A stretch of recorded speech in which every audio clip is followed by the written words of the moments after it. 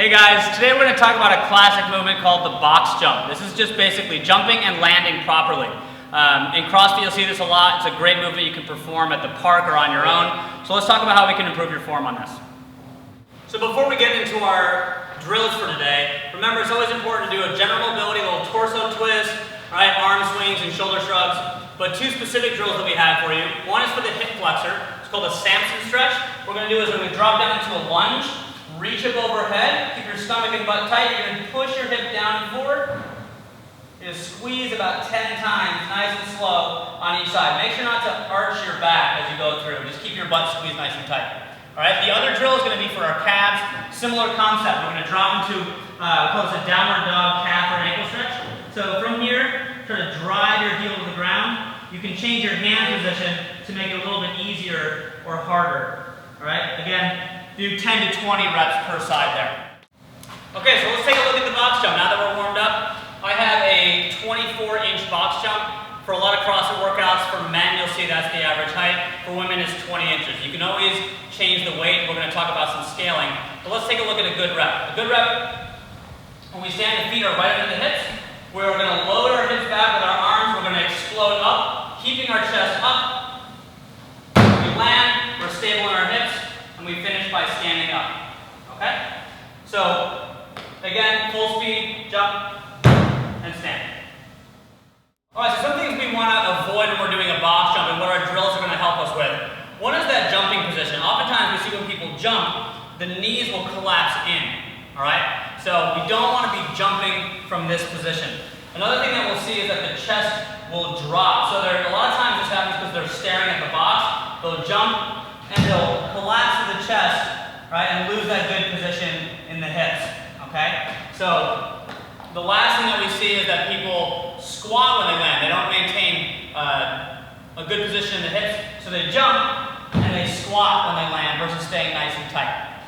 All right, so before we get into actually jumping on a box, we're going to focus on jumping and landing. We're going to do vertical jumps. This is to help with some of that intimidation factor if you're scared of maybe catching your foot or scraping your shin, but also just to focus on that good position, that explosive power from the hips. Right? To jump really high, we need to have a good movement from the hips. So what we're going to do, feet under hips to start. When we load back, the weight stays in the heels, arms come back, and chest stays upright. So as I jump, I explode up as high as I can, reach to the sky, and when I land, I want to be in a very similar position. Knees out, chest up. Okay? Practice that. Try to do about 20 to 30 reps. Take your time in between. Focus on every rep. Big explosive jump. Catch. Nice and stable at the bottom. When you get good there, then we can start moving up to the box. Okay, so now you're comfortable with that jumping and landing in a vertical jump. Now you can start jumping onto a box. The mechanics stay the same here. We want you to start with a box you feel comfortable with. So start nice and low. Again, we're going to perform about 20 to 30 reps. Think about one rep at a time. Good mechanics every rep. We start with that same position, feet under the hips, chest is up. But now, as I jump, I'm going to move forward just slightly.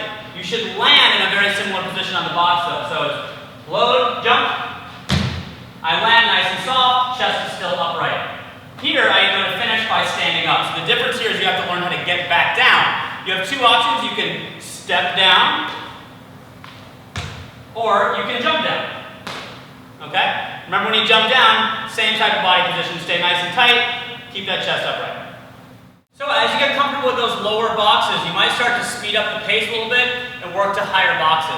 The mechanics never change as you go through. You really focus on always keeping the chest up, even as you get tired. So I get to a higher box, keep the chest up, I jump, I stand, and if I want to do a rep from the floor, I can actually do something called bounding.